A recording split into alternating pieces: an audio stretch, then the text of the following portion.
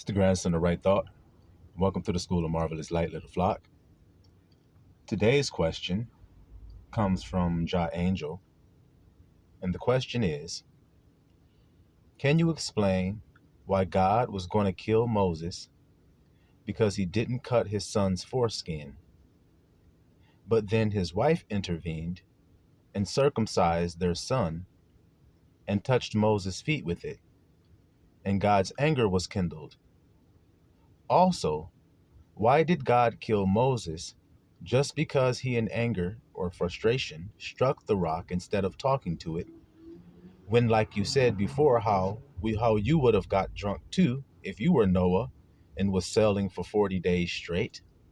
So ain't it similar with Moses, how he's only human and fell short, lost his temper due to the heavy burden he carried? Couldn't have God cut him some slack? Exclamation points and a bunch of question marks. That's why I said it like that. Couldn't have God have cut him some slack? All right, that's a multifaceted question. We're going to start with the beginning of the question, which is, can you explain why God was going to kill Moses because he didn't cut his son's foreskin, but his wife intervened and circumcised their son and touched Moses' feet with it? Okay. Can I explain why that was the case? Why was Abba upset with Moses? Because Moses was hesitating to cut the foreskin of his son. Why was Abba angry? Well, let's go into the scriptures like we always do, little flock. Okay? And let's read it. Let's go to, see where I want to start, y'all.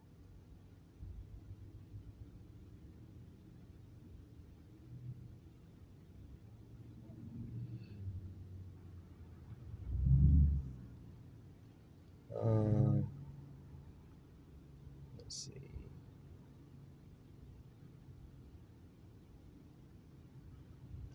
All right, let's go to Leviticus first. Matter of fact, let's start Leviticus. Leviticus 12, verse 3. That's what we'll start. And in the 8th day, the flesh of his foreskin shall be circumcised. Stop. So this was the law that was being implemented to the Levitical order or the priesthood of Israel. That's why it's called Leviticus.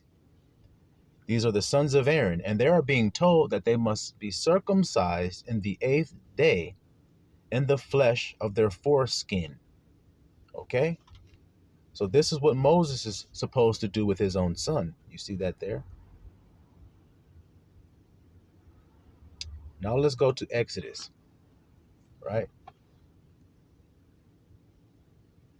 Go to Exodus chapter 4.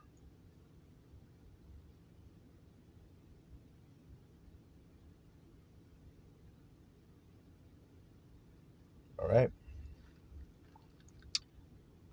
Exodus chapter 4, we're going to start at verse 20. And Moses took his wife and his sons and set them upon an ass, and he returned to the land of Egypt. And Moses took the rod of El in his hand. And I am said unto Moses, when thou goest to return into Egypt, see that thou do all these wonders before Pharaoh, which I have put in thine hand. But I will harden his heart, and he shall not let the people go. And you shall say unto Pharaoh, thus saith I am, Israel is my son, even my firstborn. And I say unto thee, let my son go, that he may serve me. And if thou refuse to let him go, behold, I will slay thy son, even thy firstborn. Right? So he's telling Moses what he expects Moses to go do when he goes to face Pharaoh. You see that there? Now, remember, he put them on an ass and he's traveling, you see? So in the midst of this traveling, verse 24, and it came to pass by the way in the inn is the hotel or the motel that they were staying in, that I am met him and sought to slay him. See the question that Jah Angel was asking? Why did Abba was about to kill him and all that stuff? Well, let's keep reading. Then Zipporah, the wife of Moses, took a sharp stone and cut off the foreskin of her son and cast it at his feet. She threw it at his feet and said, surely a bloody husband art thou to me. Verse 26. So he let him go.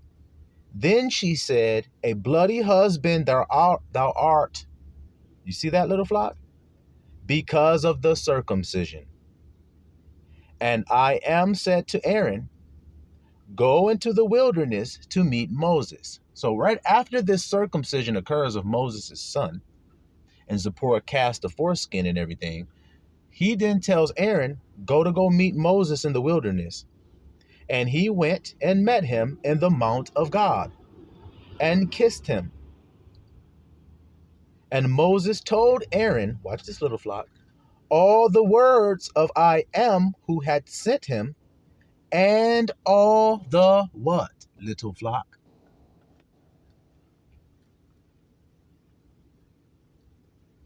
All of the signs. You notice it said the words that I am had given him, and all the signs which he had commanded him. So now, little flock, we see that Moses was commanded by who else? I am, to show signs. So circumcision, is it a sign?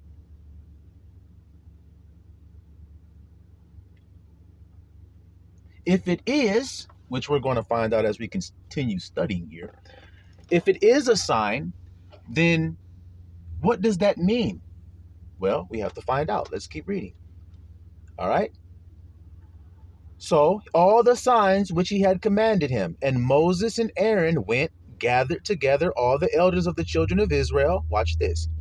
And Aaron spake all the words which I am had spoken unto Moses, and did the what? The signs in the what? Sight of the what? People. So the signs came along with the word that they were speaking. The signs were a part of it, and Moses was commanded to do them. Interesting. And they showed the people all of the signs, and the people believed. And when they believed, why did they believe? Because they saw the signs. I saw the sign, and it opened up my eyes. I saw the sign. My eyes.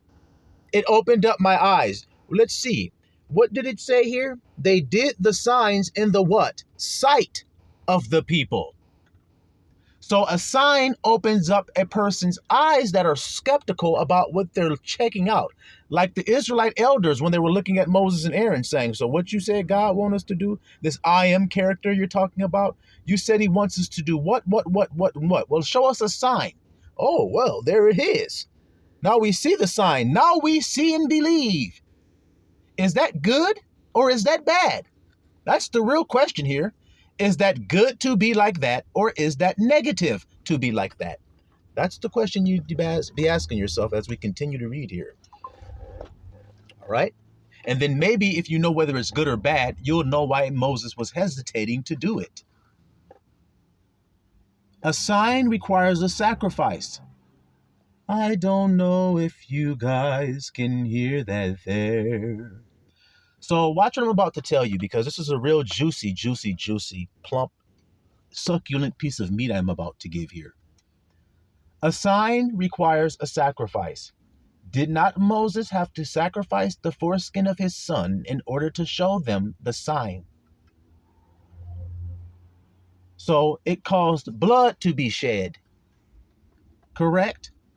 That's the discomfort, the pain, the suffering. That's the sign of how the foreskin is removed painfully.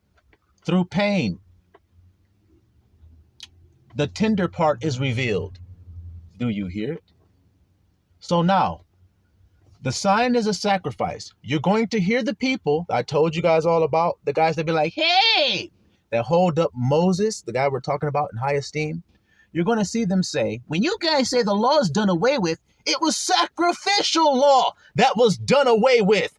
And they're absolutely correct. So there's no need in getting all up in arms about it and every damn thing. Do you understand what that means? If the sacrificial law is done away with, then what does that mean about the sign? If I told you the sign always requires a sacrifice. So if there's no sacrifice, then there's no what? There's no sign. So for instance, if you now keep the covenant, but you don't have sacrificial law, which you all admit was done away with, then the sign of circumcision is also done away with. Now read your Bible in the New Testament and see if that was a debate like we covered the other day, that they had to tell them, we did not command you to cut the foreskin. We did not command you that. These new niggas is coming down, troubling you. That's what we read. Troubling you, subverting your soul, making you get stressed out, thinking you didn't do something right. They're still holding up sacrificial law, which they don't know they are, because they don't know sacrificial law is the sign. If you cut the foreskin, you're sacrificing something. So if you say sacrificial law is done, why do you all still cut the foreskin? Moses knew the people didn't understand that. Well, actually, Abba knew they didn't. So he gave them a sign of a higher principle, because they were what? Well, we're going to find out what they were. So why they needed a sign. The Bible will speak for itself. So let's continue. So they did all the signs in the sight of the people, and then the people believed, verse 31. And when they heard that I had visited the children of Israel, and that he had looked upon their affliction, they bowed their heads and they worshiped. You hear that, little flockulators? So they believed because of the signs. So that's why Abba said, do the sign, Moses. Moses understands that the sign is not necessary, but Abba says the people will not believe you unless you give them a sign, because of the state of the people. Watch, we're going to get into it. Watch, let's keep going, guys. Let's keep it going. All right.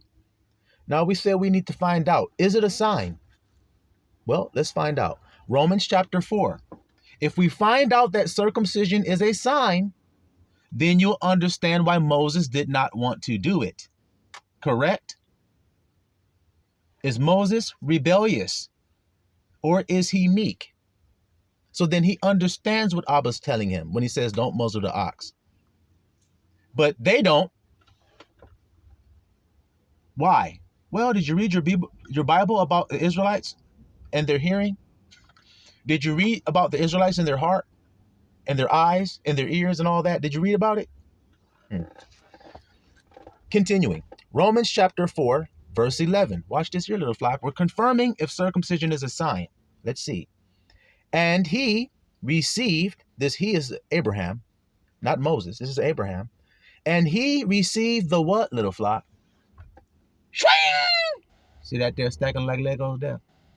The sign of circumcision. So circumcision is a sacrifice. It's a sign, correct? All right then. So sign of circumcision, which is what? A seal of the righteousness of the faith which he had yet being uncircumcised. The faith which he had yet being uncircumcised. So the sign was the circumcision of the faith that he already had before he was circumcised. But people need a sign that you are circumcised. So they would cut the foreskin off of their penis to prove to people of what's done already in the inside. And that what we just read there, he received the sign when he was yet uncircumcised and he already had faith.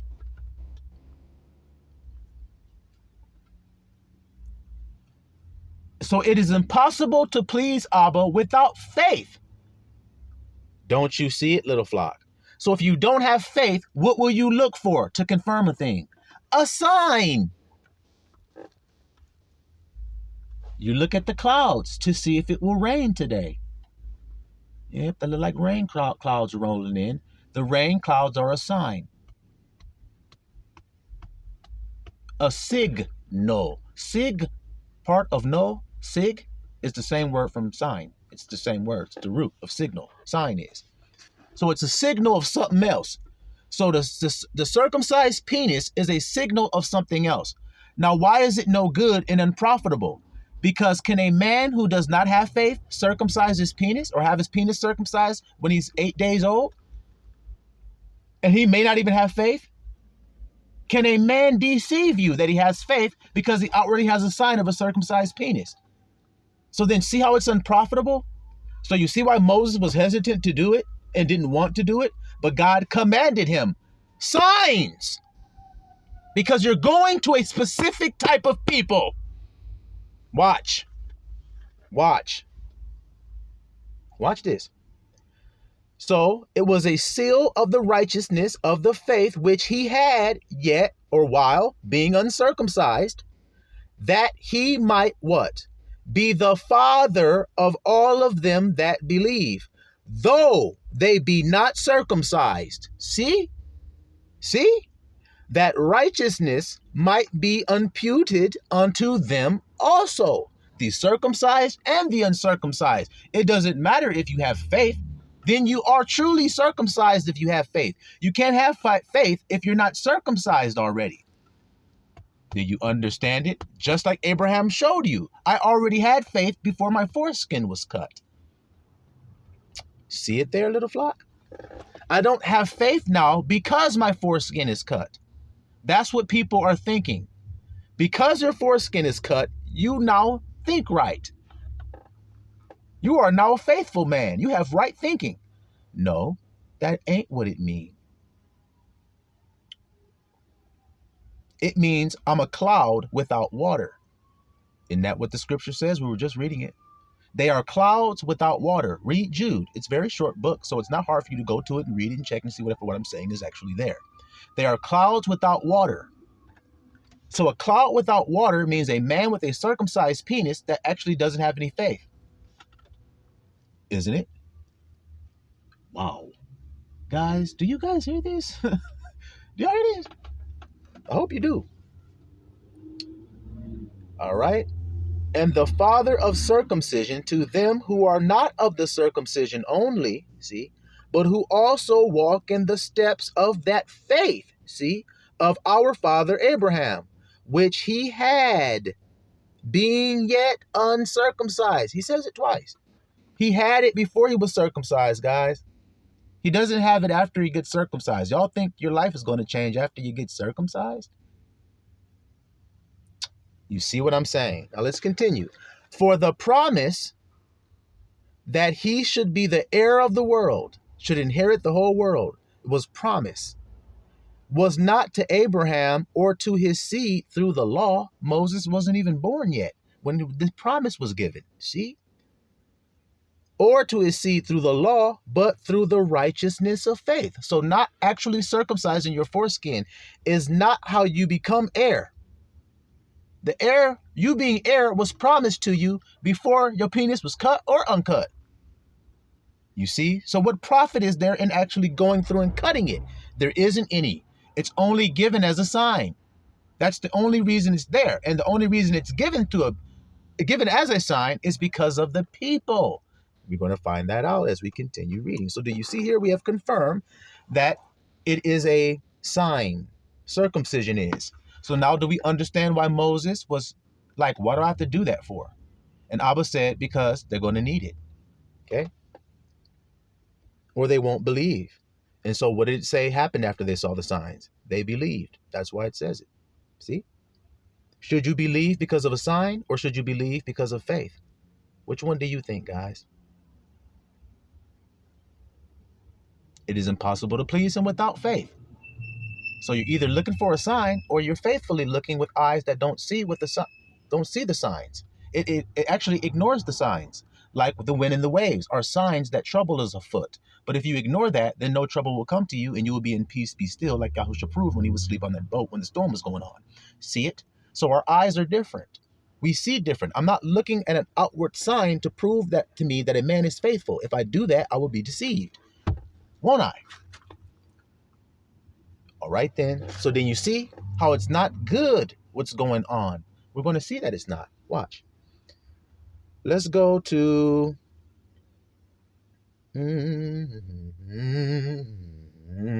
Matthew 16:4. All right, we about to do a little hopscotch real quick, so y'all bear with me.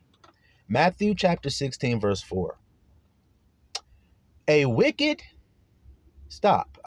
Look, guys, wicked mean good, or do it mean bad or naughty? What y'all want to say? Okay, it mean bad. It's negative. Okay. A wicked and adulterous. Adulterous, is it good or negative?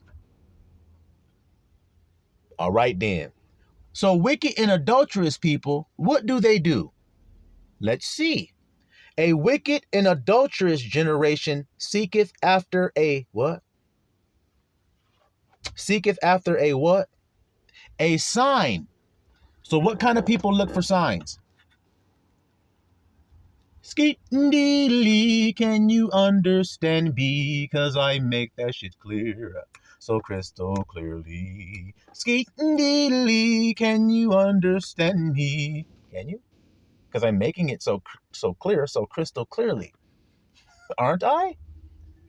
A wicked and adulterous generation seek after a sign. So a wicked and adulterous generation is faithless. A wicked and adulterous wife will cheat on her husband because she does not have faith that he will provide her needs. She feels like she has to step out and experience and get flued out and get all kinds of trips and get all kinds of gifts given in bags that her husband couldn't pay for. Or like Chris Brown says, when a rich nigga wants you and your nigga can't do nothing for you, these hoes ain't loyal. Clear? Right there. And there shall no sign be given to it, but the sign of the prophet Jonah. And he left them and departed. No sign shall be given to it. So back then in that generation, Moses came with signs, and they believed because of the signs. We just read that. Circumcision was one of those signs, wasn't it? We read there that it also was a sign. So circumcision is for wicked and adulterous people, isn't it? Of the foreskin, that is. So do you see why Moses didn't want to do it? But Moses was part of a what kind of people? Let's keep reading. Matthew 12 and 39. Told you we about to do some hopscotch. Lick your finger and or get on that phone and click, click, click, click, click. Because we're going to be doing this quick. You can pause the video if you need to and then hop back on when you get the scripture and you find it. But he answered and said unto them, Matthew 12:39, he answered and said unto them, an evil. So it was wicked and adulterous. Now we see evil. Is he making it clear to you? Evil and adulterous generation seeketh after a what? Sign. And there shall no sign be given to it but the sign of the prophet Jonah. That's it. You're going to get one little sign. I ain't coming with signs. That's the fake guy. Check it out and see. The other wicked grandson. Not the righteous grandson, the grandson of right thought. No, I don't come with signs, do I? I come plain. But this other grandson, what does it say he comes with? Signs and lying wonders. See? Why? Because a wicked and adulterous generation will not believe unless they see a sign. Isn't that interesting, little flock? So, now that you have that understanding, I hope the question is being answered thoroughly. Let's continue to dig it in even deeper in case it ain't coming through thoroughly. Mark 8 and 12. Let's see how he feels when he answered that question about wicked and adulterous generation. Let's see how he feels when he's saying it. Mark 8 and 12. And he sighed deeply in his spirit and saith. So to sigh deeply means what? When do you do that? When something is stressing you the fuck out. When something is on your damn nerves, as my grandma used to say. When something is got your panties all up in a bunch and it's got you frustrated as hell and ready to put the smack down on a nigga. That's when you go,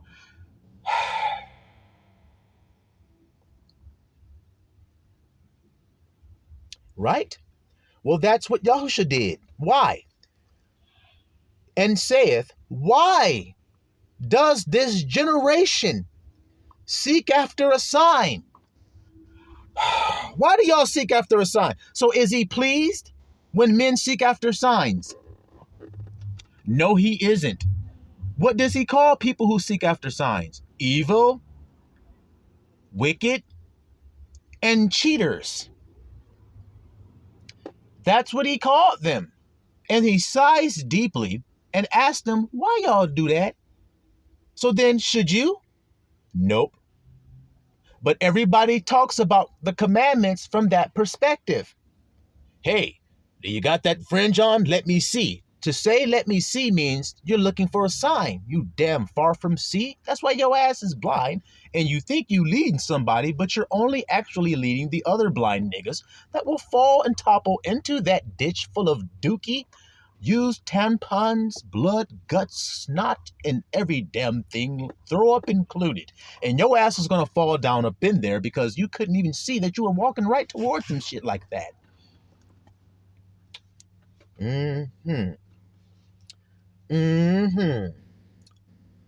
Verily I say unto you, there shall no sign be given unto this generation. See? I ain't playing with y'all, man. I ain't giving you no damn sign. I'm tired of you niggas. That's how he was feeling. We just read it. Why y'all doing this? Yeah. So who was Yahusha sent to? The same people Moses was sent to. Wow! So then that answers our question we were asking about, were the Israelites wicked, evil, and adulterous? Yeah, all they ever do is cheat on God. Read the Bible. That's all you see them ever doing. When the Son of Man is sent to Israel, he's also told, guess what? You're sent to a hard-hearted, gainsaying, rebellious, stiff-necked ass, sottish ass people that will actually hate you when you tell them the right thing. And then when you tell them any damn thing, they're going to look for a sign to confirm as if to believe it, even though signs don't actually prove shit.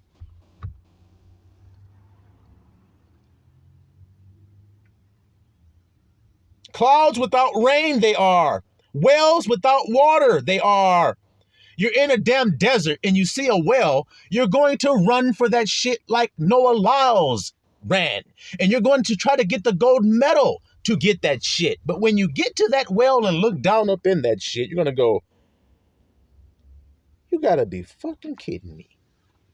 I'm already dehydrated.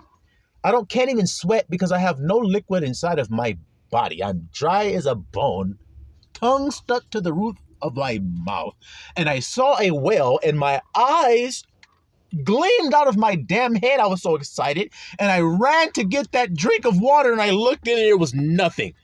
But you ran toward it because of the what? Could it be the sign that opened up your eyes and made you run? But now you're disappointed because ain't no water down in there. Is it? No, it ain't. But you saw the sign.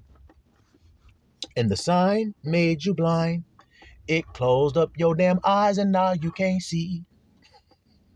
Luke 11:29. Luke 11:29. And when the people were gathered thick together, so it was a little bit of people, a whole lot of people. There was a whole lot of people there.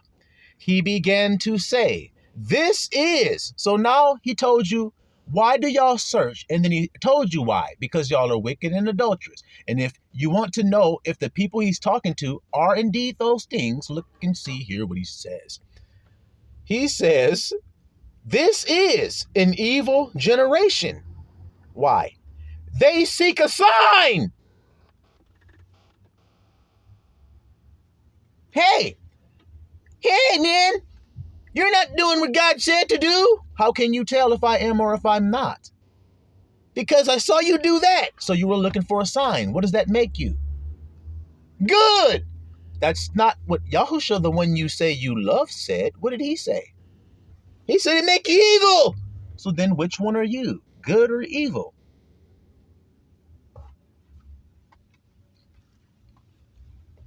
Well, grandson, I know that you have exposed that I'm evil, but I will never admit that I am so. I'll just shut the fuck up and sit here and act like I'm Homer Simpson walking back into those bushes until I disappear.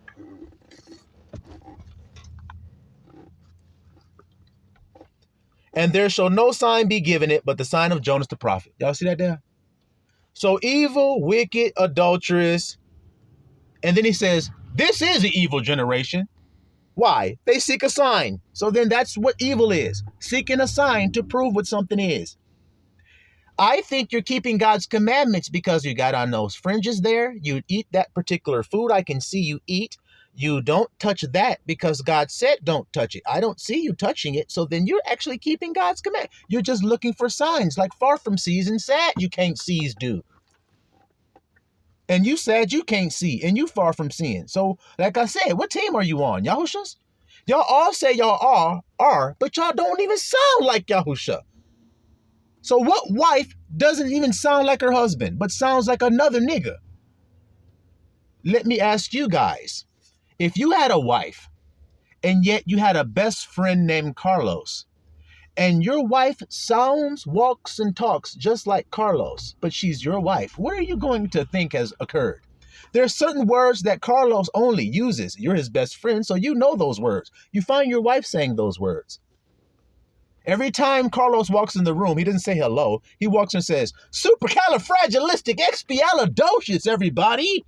And then you see your wife come in from work and she goes, supercalifragilisticexpialidocious, everybody. You're going to go, the fuck are you doing that for? Carlos is your man now? And then she's going to be like Jezebel and go, what are you, jealous of Carlos or something because he's just so funny? You a wicked, evil, adulterous looking ass bitch if you ask me. Do y'all understand what I'm saying to you here? Because it ain't hard to understand. All right, then. So now we made that extremely clear about why Moses did not want to do it and why that made God angry, because he commanded him to do it. We read that because he was commanding him to go and deliver a wicked, stiff-necked, adulterous, cheating ass people. So they're only going to believe if they seek a sign, and then we also prove that they believed because of a sign, even though Yahusha, the one everybody says that they love, said that's what wicked people do. Did I answer the question? Right then. Now, we're going to get some more about this. Why the circumcision is on the 8th day. It's a sign. So can you guys tell me why a man is circumcised on the 8th day? Why not any other day? Did we not read it in Leviticus? Circumcise them on the 8th day. Why the 8th day, guys? What does being circumcised on the 8th day mean? It obviously means the circumcision of the heart of man. When he enters into the 8th day, he can only enter into it if he is circumcised. How do we relate that to our own personal lives of the flesh? When you have a son and you raise your son, you train him up in the way that he should go. And before you send him out in the world, he should be what? Circumcised. Before you send him out into the world. Or you're not sending a tender-hearted son into the world. You're sending a hard-hearted, stiff-necked son into the world. See? So what causes him to become circumcised? What did I tell you? It's a sacrifice. Pain does.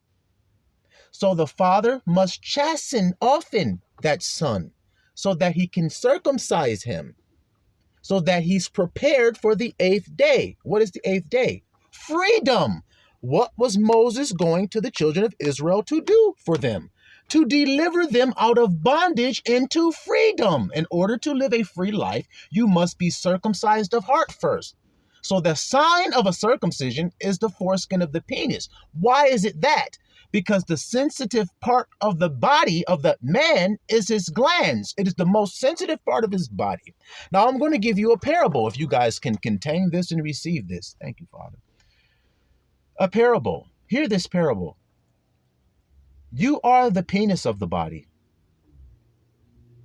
If the penis has lost its sensitivity and tenderness, what good is it but to be cut off and thrown into the trash?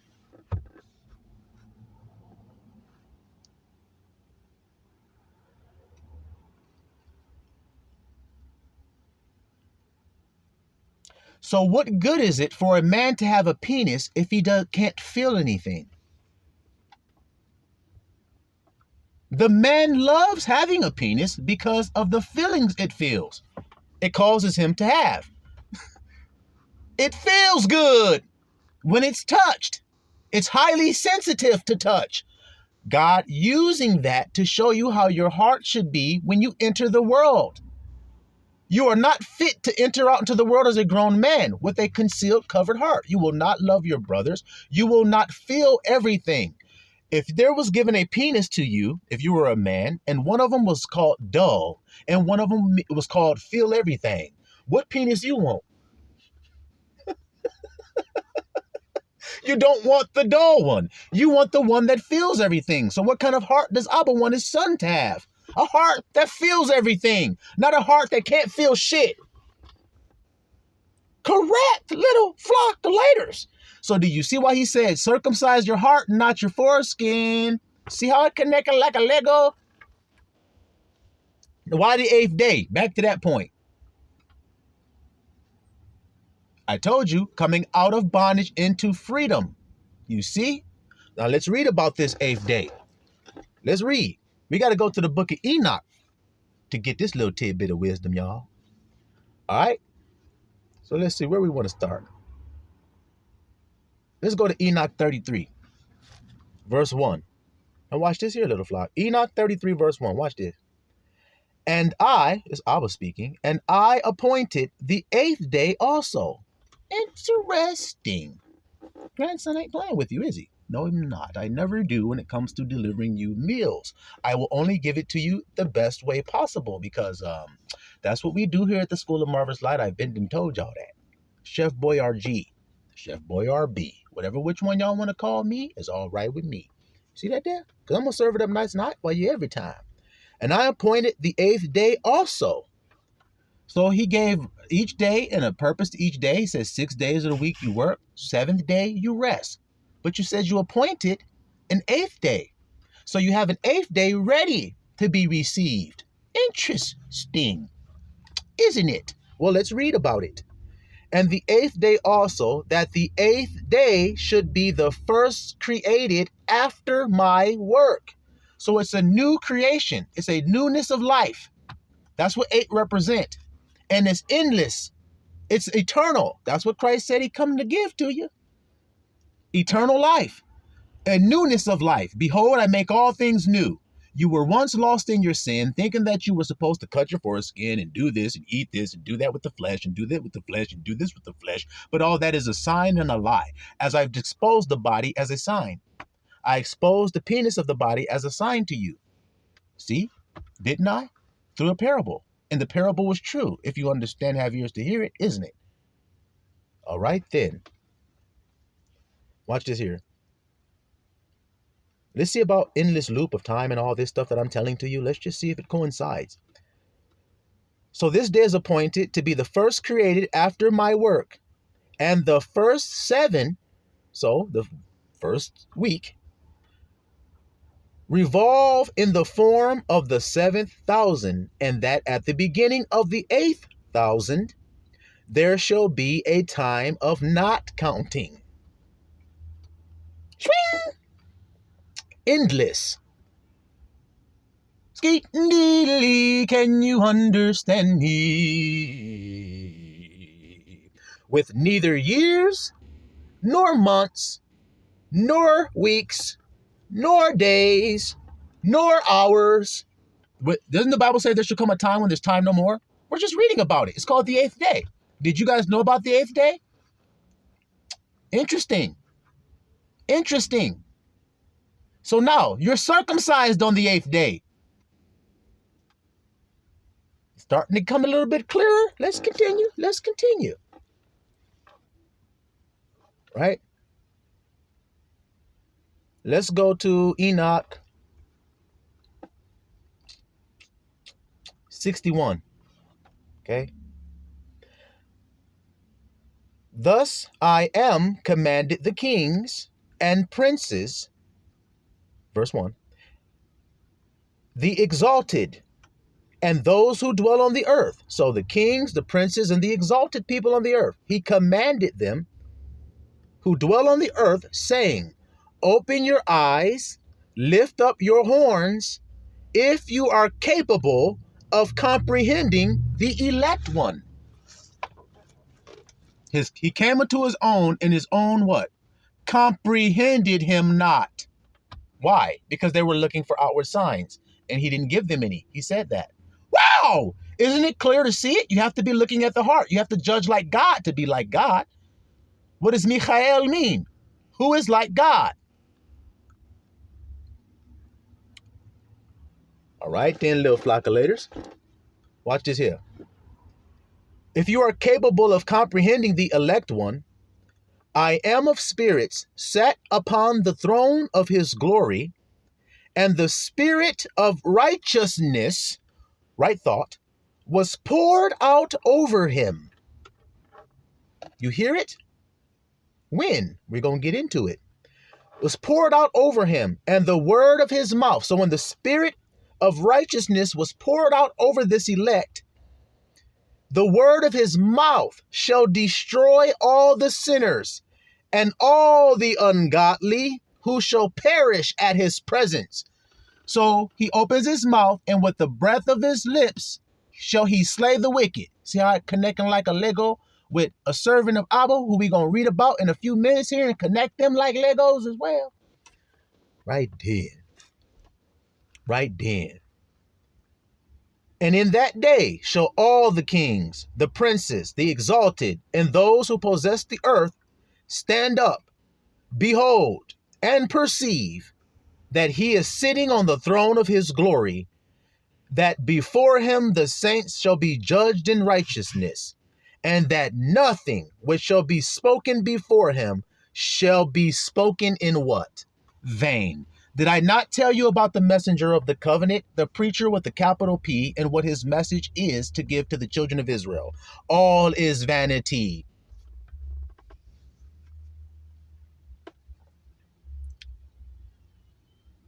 So he won't do vanity. He's going to tell you what vanity is, and he's going to do the truth, which isn't vain, because he knows it. The grandson of God knows it. It's hidden in there in another sign, which is Solomon. Solomon is a sign of the branch from the stem of Jesse, the Prince of Peace. That's Solomon. He built the temple. That's a sign for the whole world. When you saw Solomon, that's a sign of a man to come in the end whose name is the branch. We're going to prove it, in case you guys are wondering if I'm just making that up or not. Trouble shall come upon them as upon a woman in travail, whose labor is severe. When her child comes to the mouth of the womb, it's called the ring of fire, that child's about to come out. Her pain gets severe, and she finds it difficult to bring forth. I just can't make it. That's how they're going to feel. One portion of them shall look upon another. They're going to look at each other and say, they shall be astonished and shall humble their countenance. And trouble shall seize them when they shall behold the Son, this Son of Woman, sitting upon the throne of his glory. Then shall the kings, the princes, and all who possess the earth, see, powerful people, glorify him who has dominion over all things, him who was concealed, see, hidden. For from the beginning, the Son of Man existed in secret. The grandson of God is Abel. He was hidden from the foundation of the earth. Have I not told you all of this? There's another foreshadowing of the branch. Abel being cut off at a young age and hidden where nobody could see him, even though he speaks with his voice and cries out to the throne of God. I revealed that through another message, guys. That Enoch was looking, saying, who is this spirit that cries to the throne of God day and night? And Raphael, the angel, said to him, that is the spirit of Abel, who will not stop crying for vengeance until all of Cain's descendants, Cain and his descendants, are wiped off of the face of the earth. So when you read about a nation like Edom, Edom is a sign. It is a foreshadowing of Cain and his descendants. There shall be none left of the mount of Esau. Esau represents the other hateful grandson. He's another sign or another shadow of the future prophecy of the branch and the fight that he's going to have with the other wicked grandson who is cast out of his place. That wicked grandson is called in code Red, or the red dragon, because Edom's nickname is Red. because they represent the same sign. So if we see a dragon waiting to devour another brother of his, but that brother is caught up to a high place, then we know that the same story is just looping and looping and looping and looping. The same week is looping and looping and looping until it comes into the 8th day, like we said, like we just read. Alrighty then. He shall, well, let's continue. He says, he existed in secret, whom the Most High preserved in the presence of his power and revealed to the elect. See that there? He shall sow the congregation of the saints and of the elect, and all the elect shall stand before him in that day. All the kings, the princes, the exalted, and those who rule over the earth shall fall down on their faces before him and shall worship him. You hear that there, little flock? They shall fix their hopes on this Son of Man. They shall fix their hopes on this Son of Man, shall pray to him and petition him for mercy. You hear it? Because he's the heir of the whole world, just as Noah became heir of the righteousness which is by faith. The Son of Man is the Noah of the last days. That's why Noah's name means comforter. The Son of Man is the comforter Yahushua sends in the last days. Isn't it clear and obvious and clicking like Legos when you hear it? All right then, how does he save? Not with signs, but with the word. We read that's where his power comes from. Now, who are the wicked that he slays with the breath of his mouth? Those who are committing adultery, those who are looking after signs. As we just read it, those who are wicked and evil seeking after signs. That's who he's slaying with his words. Do you hear that happening in this message today? Isn't that what I'm doing? I'm exposing their lie.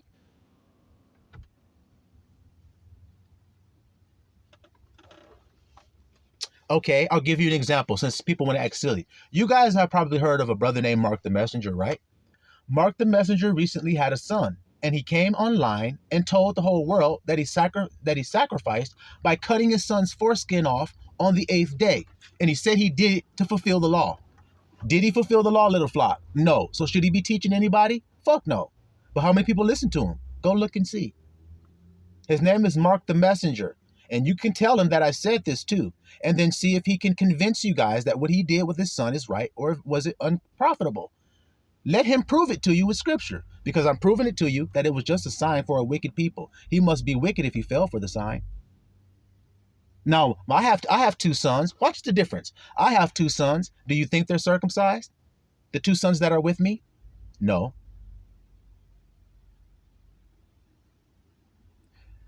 Do you understand the difference here? We're not the same then, are we? But you would think we are because we both talk about Yahusha, but we're not the same, obviously. You see what I'm trying to say? That's removing the chaff. Unprofitable. Niggas that just talking shit. Now watch. If he's not looking after a sign, go to Mark the Messenger's videos and see if he tells you to look for signs. Look at the title of his videos. 7 signs this, 7 signs that, 3 signs of this, 5 signs of that, 8 signs of this, and 7 signs of this, and 12 signs of that, and 15 signs of this. Why do you have videos entitled Signs, Signs, Signs, Signs, Signs if we have just read that wicked and adulterous people look after sign? Is it because you like to make money? You need the check to keep rolling in, so you're willing to accept wicked and adulterous people who are seeking after a sign so that you can give them signs to look for? Because that's all you're doing, aren't you? Yahusha said they shouldn't get no signs. So how the hell you follow Yahusha, but you giving people signs to look for? Look at the shit the grandson telling you. Swing! Another one bites the dust.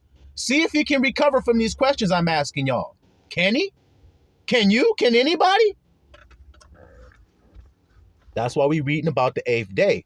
That's why we reading about it. So what else happens? Watch this here. They shall petition him for mercy. Watch this. Then shall I am of spirits hasten to expel them from his presence. Get on up away from me. I don't know you. Their faces shall be full of confusion. But didn't I do this? But didn't I do that? I don't know you. That's going to leave you looking confused, ain't it? Well, that's what this say going to happen. Confusion and their faces shall darkness cover. The angel shall take them to punishment, that vengeance may be inflicted on those who have oppressed his children and his elect, and they shall become an example to the saints and to his elect. Through them shall these be made joyful. Through the destruction of the wicked shall the humble be made joyful. For the anger of I am of spirits shall rest upon them. See what I'm saying to you? Then the sword of I am of spirits, what is the sword? Shall be drunk with the blood, with their blood. But the saints and elect shall be safe in that day. See what I'm telling you, little flock? The little flock shall be safe. You see it? Nor the face of the sinners and the ungodly shall they thenceforwards behold. You ain't even going to see no other unrighteous after this day come. Keep listening. The Lord of spirits, I am of spirits, shall remain over them. See? And with this Son of Man shall they dwell. See it? Eat. They shall dwell, eat, lie down, and rise up forever and ever. Look at this. This Son of Man. So with him, the shepherd of the flock, they're going to lie down like sheep do. See, he's going to keep them safe. We just read it there. Just read it there. They're going to rise up forever, ever, dwell, eat, lie down, chilling. See? The saints and the elect have arisen from the earth. Have arisen from the earth. They were dead, see? They have arisen from the earth. Read Ezekiel, the Son of Man who speaks to the children and they rise up. That's what the sprout is here to do. To speak to those who have a seed in them of the Spirit that will sprout out of that shell of fear you've been in. Listen to everybody bog you down with signs. No, that isn't righteousness to just have faith. You need this to prove you have righteousness. You need to be able to see this on a man to see he's righteous and see him wearing that and eating, doing this and doing that. Then you know he's righteous. Anywho, the saints and the elect have risen from the earth, have left off to depress their countenance. They stopped looking depressed. Look. And have been clothed with the garment of life. That garment of life is with I am of spirits. You see that there? My bad, y'all. My device tripping as usual. In whose presence your garment shall not wax old, nor shall your glory diminish. Okay? In those days, the kings who possess the earth shall be punished by the angels of his wrath, wheresoever they shall be delivered up, that he may give rest for a short period, and that they may fall down and worship before I am. You see that? Confessing their sins before him. They shall bless and glorify I am, saying, Blessed is I am of spirits, I am of kings, I am of princes, I am of the rich, I am of glory, and I am of wisdom. And he shall enlighten every secret thing. Thy power is from generation to generation, and thy glory forever and ever. Deep are all thy secrets, and numberless, and thy righteousness cannot be computed. Now we know, where am I at? Now we know that we should glorify and bless I am of kings, him who is king over all things. I am. You see that there? They shall also say, who has granted us rest, to glorify, laud, bless, and confess in the presence of his glory, just like Egypt. Let my children go that they may come out and serve me. So that's what they're saying here. They're saying, who has granted us rest in order that we may praise the name of the Most High? Who did this? You see it? And now, small is the rest we desire, but we do not find it. You hear that? We reject and do not possess it. Light has passed away from before us, and darkness has covered our thrones forever. See it, little flock? Why? For we have not confessed before him their sins. We have not glorified the name of I am. See, like I said, we have not glorified I am in all his works. See it? But we have trusted in what? In the scepter of our dominion and our glory. Do you see it, little flockulators? In the day of our suffering and of our trouble, he will not save us, neither shall we find rest. we confess that our Lord is faithful in all his works, and all his judgments and his righteousness. Okay? Now we're going to jump ahead. I'm just giving y'all some information so that y'all know about the time that's coming. You see? The time that's coming when this elect is going to rise up and sit up on a throne in the 8th. You see it? Now. Okay? Now we're going to go to Enoch chapter 91. Now remember Leviticus 12:3 says what? In the 8th day, the flesh of his foreskin shall be circumcised. The flesh of his mind and his heart will be cut away, and he will have a new and will be tenderhearted as he once was in the garden, you see. And he will have brotherly love again because his heart has become tender again. You see it? That happens in the 8th day. But when men see their son, they say, you're 8 days old, slice. They think they did something. They didn't do anything. Said make a baby cry, shed some blood, like Zipporah said. See it? All right, chapter 91. And after that, there shall be another. The 8th week. See that there, little flockulators? How it comes into the 8th? That of righteousness. So the 8th represents what? Righteousness. What's my name? What am I coming to announce? I am free. That's the good news. You see it, little flockulators? The kingdom is at hand then, obviously. All right, now watch this. That of righteousness. And a sword, as we discussed earlier, that mouth, and a sword shall be given to it, that a righteous judgment may be executed on the oppressors. Did you read Isaiah? Well, if you haven't, we're going to get into it so that you may. And then you can connect these dots and say, wow, yeah, I see it clear as day. All right? And sinners shall be delivered into the hands of the righteous. And at its close, the 8th week, they shall acquire houses through their righteousness. And a house shall be built for the great king in glory forever. A house shall be built. Who builds the house?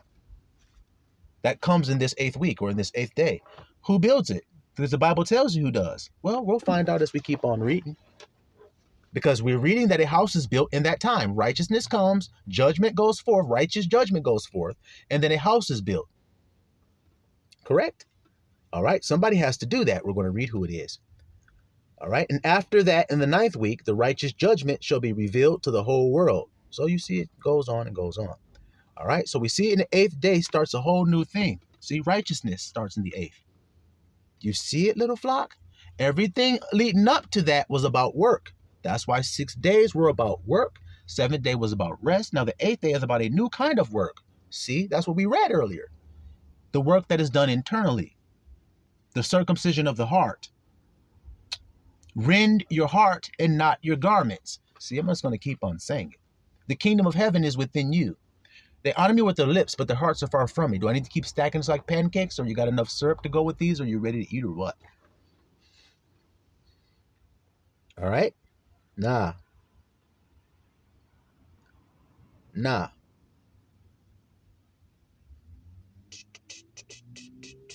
Now, there will be a new heavens and a new earth you read about in Revelation, right? Well, we're just going to stay here in chapter 91 of Enoch. What does he say?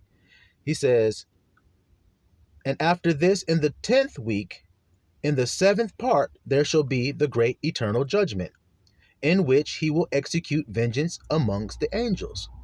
And the first heaven shall depart and pass away. What does the Bible say? The heavens shall roll back like a scroll. See the connecting? And a new heaven shall appear. See, new heaven and earth. And all the powers of the heavens shall give sevenfold light. And after that, there will be many weeks without number forever. And all shall be in goodness and righteousness. And sin shall no more be mentioned forever. See it, little flock? So this change and transformation that goes these 10 weeks, it begins in the 8th week. All the weeks leading up to that were just vanity. Until the 8th week, when righteousness came and actually judged righteousness and got the oppressors up out of the way. Who does that? Well, let's read the Bible. We'll find out. Let's read the Bible. We'll find out now. Okay? Now, before we do that, We want to get this last thing about circumcision before we move on to this next point about this time when this righteous judgment goes forth and everything. Go to the book of John, chapter 7. John 7, we start at verse 22. Now watch this here, little flock. Moses, therefore, gave unto you circumcision. You see that? But watch what it says here next. Not because it is of Moses. See, Moses didn't want to do it. It didn't come from Moses. He was commanded to. Just like Moses gave you a bill of divorcement, but from the beginning, it was not so. Can you guys hear me today? All right, then. Watch this here. Not because it is of Moses, but of the fathers. Who are the fathers? Abraham, Isaac, and Jacob. See? And you on the Sabbath day circumcise a man. So I ask anybody who actually circumcises the foreskin on the 8th day, what if that 8th day falls on the Sabbath? The 8th day of that child's life. What if it falls on the Sabbath? What do? You're either going to bypass the Sabbath commandment of not working so that you can cut his foreskin so that you can keep the law of circumcision, or you're going to bypass doing it on the Sabbath day and then didn't do it on the 8th day and now you've ruined it. Now you're in a catch-22. That's why this is written right here, what I'm reading. Watch. He says, y'all cut the foreskin on the Sabbath day. If a man on the Sabbath day receives circumcision, that the law of Moses should not be broken. See? So if you fall on the Sabbath day, it's the 8th day of that child's life, and now you have to circumcise him, and you do so that you don't break the law. Are you angry at me because I have made a man every whit whole on the Sabbath day? They said he broke the Sabbath because he did work by healing on the Sabbath. But you're not breaking the Sabbath by sacrificing blood and cutting a baby's penis foreskin off on the Sabbath day. But if I heal a man, I'm in error? And y'all are telling me this isn't a wicked and adulterous generation that's sick as hell and don't know what they're doing. Look like it is to me. Look like it is to me. Right, little flock? Continuing. Where I want to go next real quick, little flock. Let's see.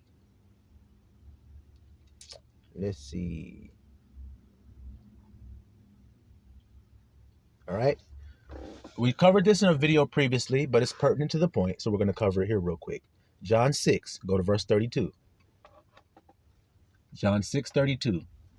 And it says, Then Yahushua said unto them, Verily, verily, which means truly, truly, I say unto you, Moses gave you not that bread from heaven, but my Father giveth you the true bread from heaven. So did Moses give you the true bread? No, he did not give you the true understanding. He gave you signs. That's what we read. And he went and showed Aaron the signs, and then him and Aaron showed the elders the signs, and then they believed. But wicked and adulterous people look for signs. They believe signs.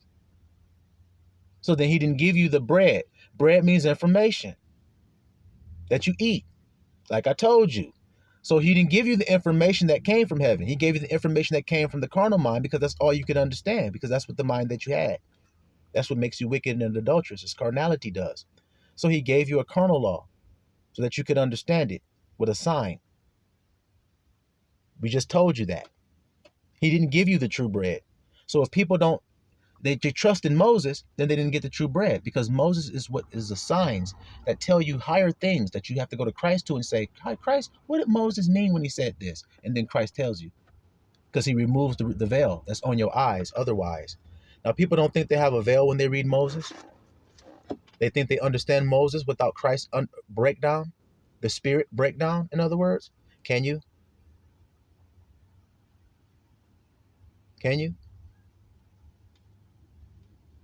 Let's see.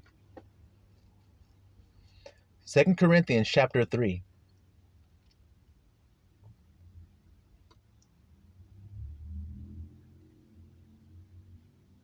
2 Corinthians chapter 3.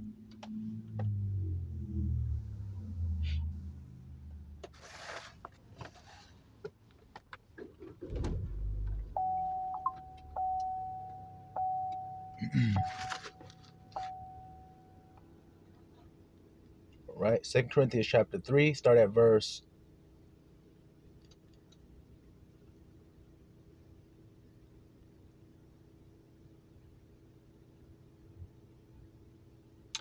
Verse 12.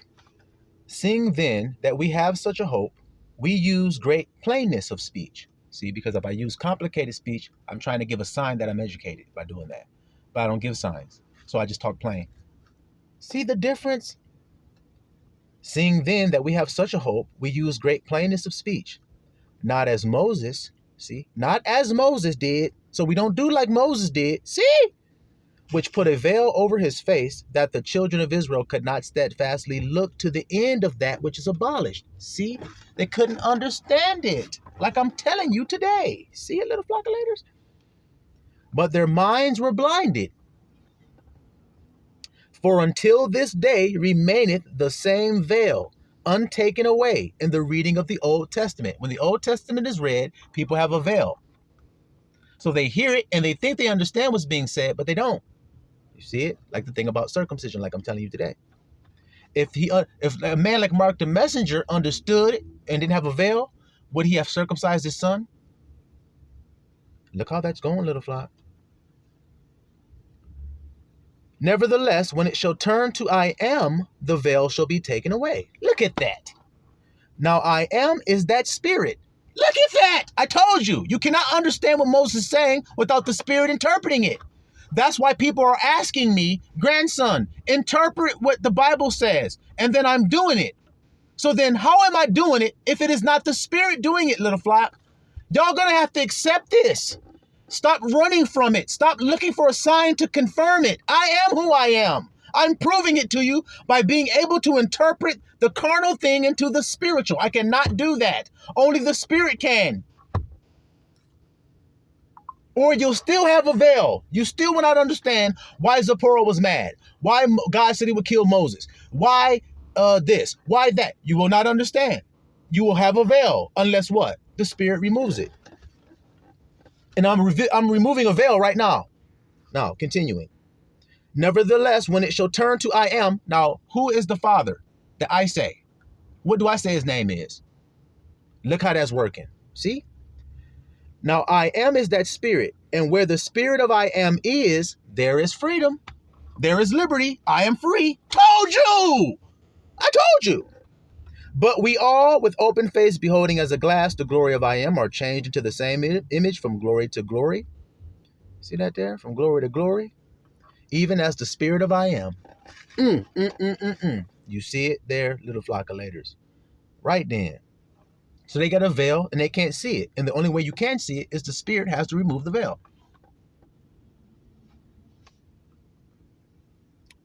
Okay then.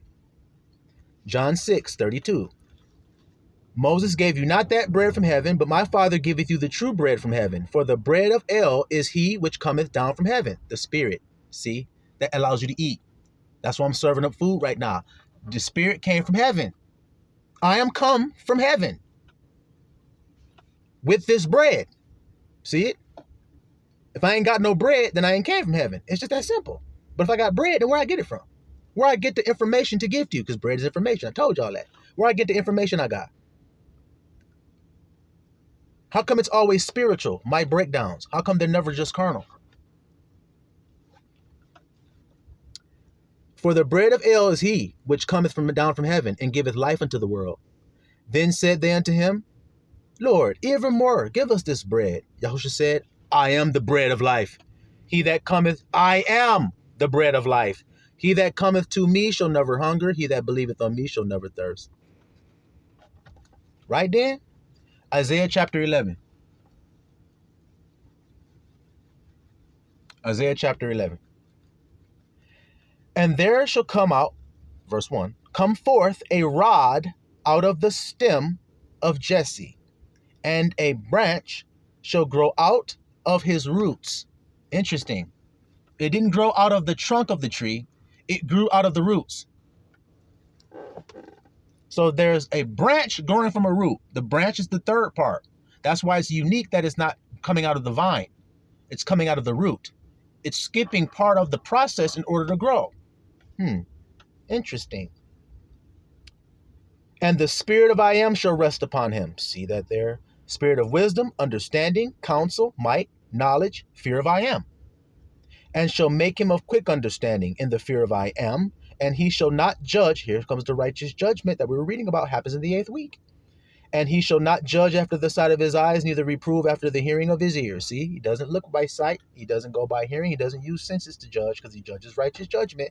But with righteousness, see, shall he judge the poor. See, the oppressor's been over the poor. He's going to judge for the poor. See, and reprove with equity for who? The meek of the earth. Who was more meek than any man? Moses. See what I'm trying to say to you, little flock? And he shall smite the earth. I wonder what kind of weapon he's going to smite the earth with. Could it be the same weapon that we were reading about there in Enoch?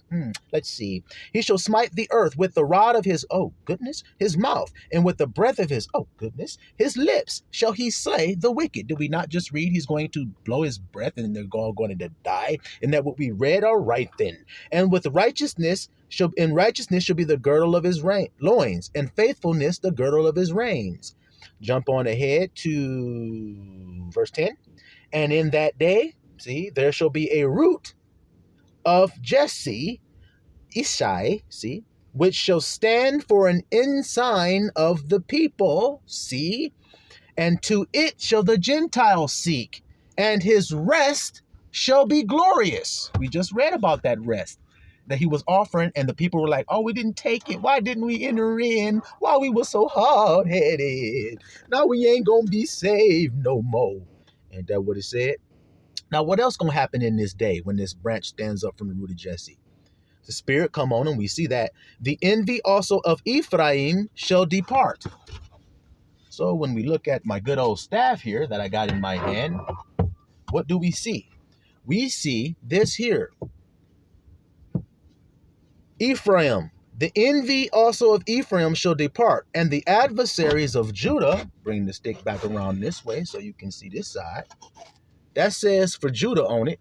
See that right there? That say for Judah, shall be cut off. Ephraim shall not vex Judah, and Judah shall not Ephraim should not envy Judah, and Judah, which is Joseph, Joseph and Judah gonna do this together, but they ain't gonna have no envy between the two, and Judah will not vex Ephraim. You see it? They're gonna be one stick in his hand. That's what happens when the Son of Man come. Read Ezekiel, and that's what you'll see when those people who were dead, like Enoch said, they were rose up out of the earth. They arose out of the earth, it said. That's what happens when the Son of Man speaks to them, because he got a special mouth. Because the Spirit has come inside of the temple. Correct, little flockulators? All right, then, let's get a little bit of information about this temple here as well. Because you got some so-called Jews in the earth saying that they're going to build the third temple of God. Well, do you have the branch with you? I'm not with them niggas. I'm right here. So then they ain't got me with them. So how the hell they going to build the temple? Oh, we didn't know that we needed the branch to build no temple of God. Well, you're going to find out here today, because that's what I do. I shine the light. Let's continue and let's go. Let's see here. Well, let's go to Revelation 12 first, and then we'll get to the prophets. Revelation 12, y'all all know it very well, that woman with that crown up on her head and everything. Let's go. Revelation 12, verse 1. And there appeared a great wonder in heaven, a woman clothed with the sun and the moon under her feet, and upon her head a crown of 12 stars. And she, being with child, cried, travailing in birth and pain to be delivered. And there appeared another wonder in heaven, and behold, a great blue dragon, a great green dragon, Puff the magic dragon. Shinron of Dragon Ball. No, it didn't say none of that. It said red. Why it say red? Because it's the grandsons. And there's a grandson foreshadowing or sign in Genesis, and his name is Esau. And he's called Red. And he seeks to kill his brother because he has a perpetual hatred for his brother. That's what we read in the Bible, don't we? So let's see about this perpetual hatred here. And there appeared another wonder in heaven, and behold, a great red dragon having 7 heads, 10 horns, 7 crowns upon his heads. His tail drew the third part of the stars of heaven, and did cast them to the earth. And the dragon stood before the woman, which was ready to be delivered, for to devour her child as soon as it was born. See that there? So what child comes out first? The red child does. And then when the other child comes out, what does the red child say? I'm going to kill my brother. Cain and Abel are the other grandsons that the foreshadowing that proves it as well. So do you guys see this continuously happening or not? So shall it be now.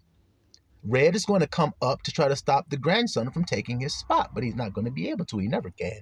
But he tries to by killing. That's what he does. You don't know nothing else to do but to kill. That's all he knows how to do. All right, so what happened? And she brought forth a man-child who was to rule all nations. We just read that in Enoch. To rule all nations with a rod of iron, and her child was caught up unto I am and his throne. We just read that in Enoch. And the woman fled into the wilderness where she had a place prepared, blah, blah, blah, blah, blah, blah, blah. Michael fought, see, who was like love. Michael fought, his angels fought, and, Michael and his angels fought against the dragon, and dragon fought and his angels, verse 7 and 8, and prevailed not. Neither was their place found any more in heaven. So there was war. And then Satan and his angels were cast out, and they weren't found anywhere up there ever again.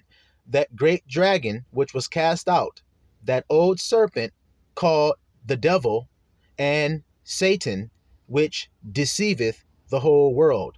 What is the word for Esau's hometown? It's called Mount Seir. What does Mount Seir mean? Seir. What does it mean? It means shaggy, he-goat, devil, deceiver. Look at the connection. Red lives in a place called Shaggy He-Goat, damn deceiver. And he came out red all over like a hairy garment, just like a Sair does, or Sater does. Yeah, you see that there? A beast, in other words, that masquerades as a man. All right? So now what happens when he got cast out and everything, and his angels were cast out with him? And I heard a loud voice saying in heaven, now is come Yahshua, salvation, and strength, and kingdom of our El, and the power of his anointed. For the accuser of our brethren is cast down, which accused them before our El day and night. All right then, little flock of Laden. All right. So now we see that they had beef, there was war, and then there was a choice made, and he was cast out. Now let's see about this war. Go to the book of Zechariah chapter 3. Start at verse 1. And he showed me Yahushua, the high priest, see, a shadow or a sign or a foreshadowing of a future prophecy. Now is come salvation. That's the same name we just read, Joshua, the high priest. So now is come. When? When Satan was cast out and the man-child was caught up to his throne. That's when salvation has come. See it? Salvation is in the Hebrew, Yahushua, or Yahshua, or Yeshua, or however people like to say it. It means salvation. That's what it means. Okay? So now we see salvation, the high priest, standing before the angel of I am, and Satan standing at his right hand to resist. So there's an angel of I am and Satan, and they're having a debate or a war over somebody. Did this happen with Moses, the guy we started this message talking about? Well, what you need to do is go to the book of Jude and read, and it will tell you that this exact same thing did happen. Now, let's go. And I am said unto Satan, I am rebuke thee, O Satan, even I am that have chosen Jerusalem rebuke thee. Is not this a brand plucked out of the fire? Now Yahushua was clothed with filthy garments and stood before the angel. Did we not read in Enoch where it says we had on filthy garments, but now we have changed them for clean, pristine garments? All right then, watch this here. Now Joshua was clothed with filthy garments and stood before the angel, and he answered and spake unto those that stood before him, saying, Take away the filthy garments from him. And unto him he said, Behold, I have caused thine iniquity to pass from thee, and I will clothe thee with a change of raiment. See?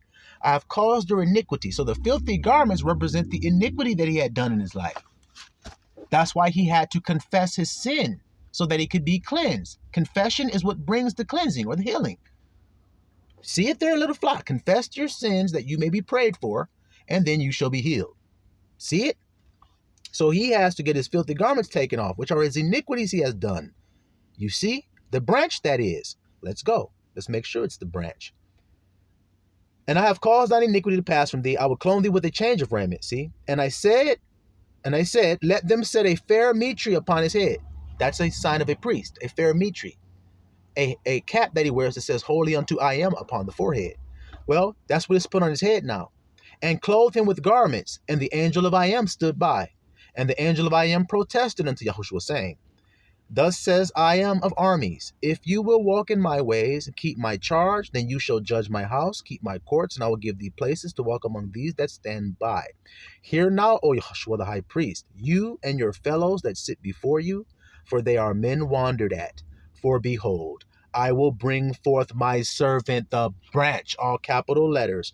For behold, the stone that I have laid before Yehoshua, upon one stone shall be 7 eyes. So who did he lay the stone before? Yehoshua. He saw the stone and he saw the 7 eyes. So he knows exactly what it means. And I have given you videos proving that I have the stone with the 7 eyes upon it.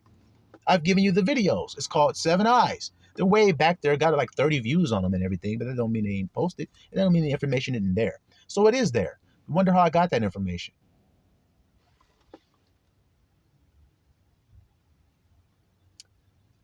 Behold, I will engrave the graving thereof, says I am of armies, and I will remove the iniquity of that land in one day. In that day, says I am of armies, shall every man call his neighbor under the vine and under the fig tree. See that there, little flockulators? Now go to Zechariah 6, and then we'll be done with this message, little flock. Zechariah 6. Take of them, verse 10, take of them of the captivity. So now we have people that are in captivity. Where are they in captivity at? Babylon. This is a foreshadowing of the end. See what I'm saying, little flock? Let's keep going. Even Heldai of Tobiah and Jediah, which are come from Babylon, and come you the same day and go into the house of Josiah, the son of Zephaniah.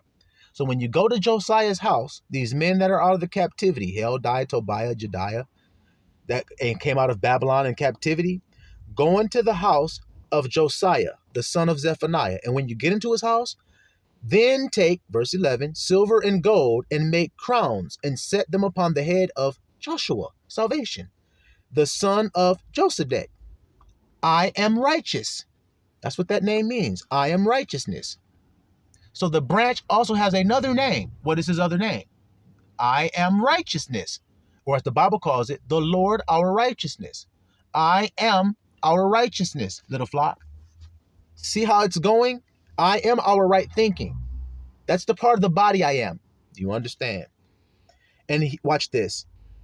So let's see if he's a man. Let's just see. Thus speaketh I am of armies, saying, behold the man whose name is the branch. Same thing, all capital letters. And what shall he do? He shall grow up out of his place, and he shall build the temple of I am. So that building that was built in the days of the 8th week of the righteousness, when it was built, as we read in Enoch that it should be, who builds it? So do you see why I say they can't do shit without the branch? As we just read, you need the man whose name is the branch. He's going to build the temple of I am, and he's going to call it the school of marvelous light.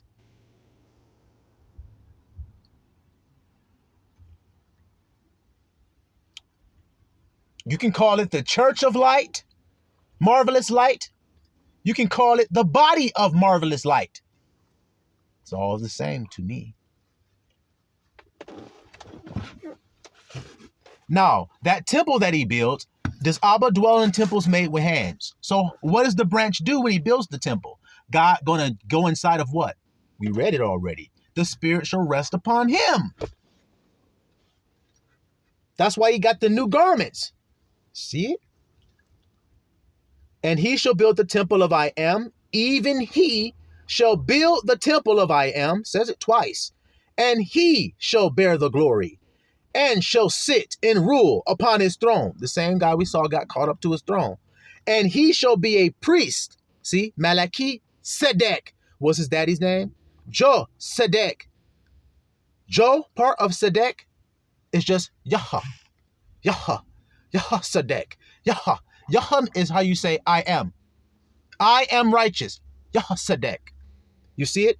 I am salvation. Yahushua. That's why I say Yahushua. Yahushua. Yahushua. Yahushua. Do you hear it? I am salvation. That's what I'm saying. That's the Yah you hear. You see it?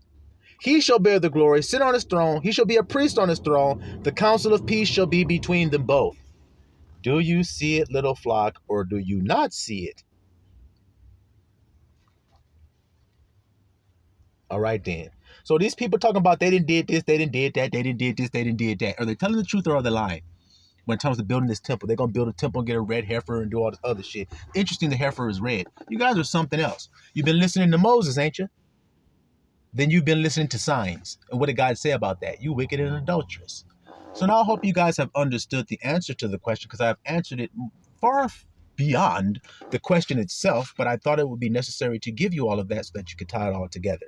And for a special brother out there, you had a question and you asked me, is the branch related to the man-child that we read about in Revelation? And then can you break that down if it's possible, Abba willing?